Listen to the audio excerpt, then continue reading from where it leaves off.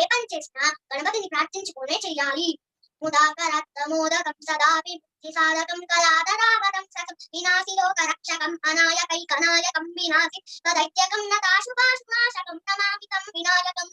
Hello everyone, a warm welcome to all Narayana staff, parents and all my dear friends. We have joined here to enjoy these stories. Now I would like to introduce our new guest, Sridevi ma'am.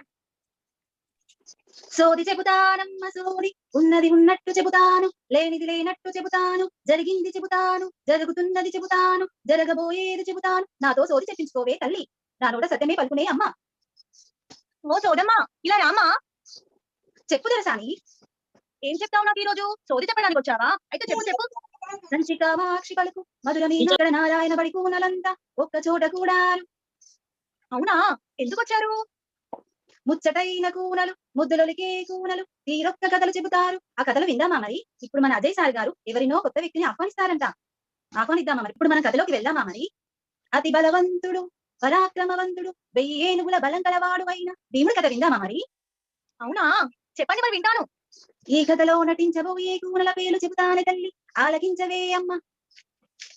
ఇక్కడ నటించబోయే కూనలు: రిధన్యనేమో దుర్యోధనుడంట, శ్రీమాన్వేమో దుశ్శాసనుడంట, శశిధరేమో భీముడంట, ఐమానేమో నాగభటుడంట, విషాద్నాయకేమో శకుడంట, తనయేమో నాగరాజు అంట, శాంతికనేమో కుంతీదేవి అంట, కన్యాశ్రీరెడ్డేమో యుధిష్ఠిరుడంట. ఇక కథలోకి వెళ్దామా విశ్వనాథ్?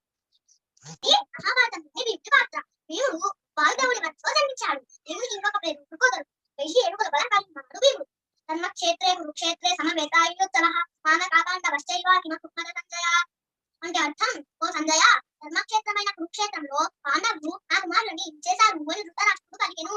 అత్ర శూరామ హేష్వాస భీమార్జున సమాయుధి యుద్ధానో విరాటశ్చాద్భుతశ్చ మహారథః. అంటే అర్థం, మహాభారతంలో కీలకమైన వారు భీమార్జునుడు. భీముడు లేకుంటే వృకోదరుడు లేకుంటే చిత్తం వేసినట్లు కాదు. దుష్ట చతుష్టయ. భీముడు కీచకుడు, జరాసంధుడు, హిడింబాసుడు మొదలైన రాక్షసుని చంపేశాడు భీముడు. యుద్ధానో విరాటశ్చ. యుద్ధానికి సిద్ధమైన విరాటుడు, ద్రుపదుడు మొదలైన రాజులు యుద్ధంలో పాల్గొన్నారు. కురుపాండవులు బాల్యం నుండి శత్రువులు పెరిగారు. దుర్యోధనుడు తనని తాను రాజు అని భావించుకునేవాడు. నిజానికి ఈ రెండు వర్గాల మధ్య శత్రుత్వానికి కారణం భీముడు. భీముడి బాహుబలం దుర్యోధనుడికి అతని సోదరులకి ఈర్ష కలిగించేది. పైగా ద్రోణుడి శిక్షణలో ధనుర్విద్య నేర్చుకున్న కౌరవులు తమ కౌశల్యానికి ఏనాడు నెప్పుకొందలేదు. ద్రోణుడు ప్రతిసారి భీమార్జునుడే మెచ్చుకునేవాడు. ఏదో ఒకలా భీముని అడ్డు తొలగించుకుంటే సగం యుద్ధం చేసినట్టేను దుర్యోధనుడు భావిస్తాడు. భీమసేనుని గంగలో తోసి చంపేద్దామని పథకం వేశాడు దుర్యోధనుడు.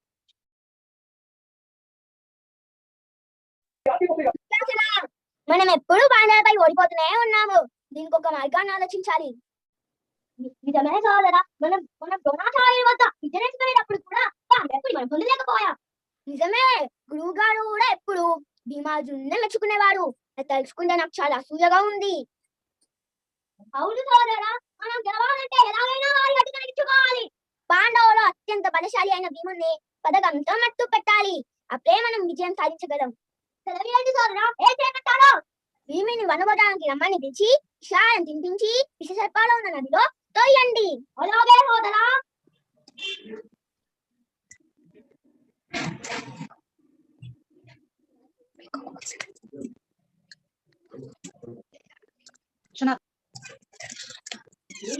అవునవును, భీముని వనభోజనానికి పిలుస్తారు. భీమా, వండిన వంటకాలను నువ్వు ఏమాత్రం తినగలవు? అన్నదమ్ములు అందరూ ఎంత తినగలరాను, నేను అంత తినగలను. అబ్బా, అంత తినగలవా? పందెం. దుశ్శాసన, వండిన వంటకాలను 2 భాగాల చెయ్యి. ఒకటి భీముడికి, ఇంకొకటి మనందరికి. ఈ విషయం తెలిసిన వంటకాలు పొరపాటున కూడా గుణగాలు లోపల తినకూడదని హెచ్చరిక. ఏమి రుచి? ముద్దకి మెచ్చుకుంటున్నావు? అంత రుచిగా ఉందా భీమా? ఓహో, బహు రుచిగా ఉన్నాయి. సుయోధన, ఇప్పటికి మించిపోయింది ఏమీ లేదు. ఇదే మంచి తరుణం. గుర్తు చెప్పుడు కాకుండా గాలి చేతులు కట్టి నాగరాకుండా పడతాయండి.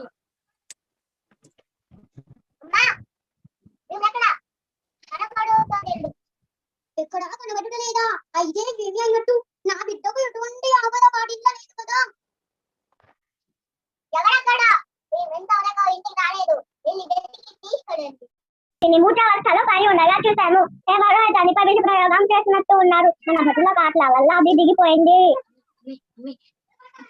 బాలక బాలక, నువ్వెవరి బాలక? మేము మా నామ ఇప్పుడు కుంతి పుత్రునివా మీ తల్లికి నేను ముత్తాతని ఆయుష్మాన్ భవపుత్ర ఈ నాగాంతరం తాగువచ్చా ఇది సేవించినచో నీకు 1000 ఏనుగుల బలం వచ్చిన